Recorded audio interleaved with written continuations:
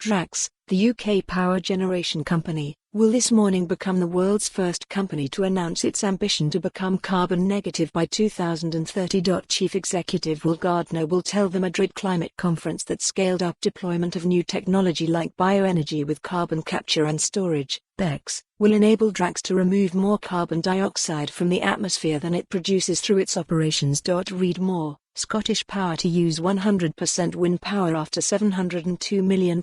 Drax dealThe company is currently running a pilot scheme for the technology at one of its power stations, removing a tonne of carbon dioxide a day. However, the group could capture as much as 16 million tonnes of carbon dioxide a year in the future, more than compensating for projected emissions from other operations by 2030. Achieving the ambition will depend on an effective government emissions policy and a framework for future investment in the technology.Gardiner said. The UK government is working on a policy and investment framework to encourage negative emissions technologies, which will enable the UK to be home to the world's first carbon negative company.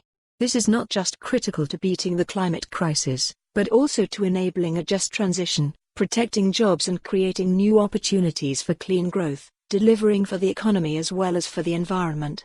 Dr. Nina Skorupska, Chief Executive of the Renewable Energy Association, said, "This ambition should be welcomed as not only evidence of the UK's drive towards net zero, but the determination of first-moving private companies like Drax to remove more CO2 from the atmosphere than it releases across the entirety of its operations, without the use of offsets."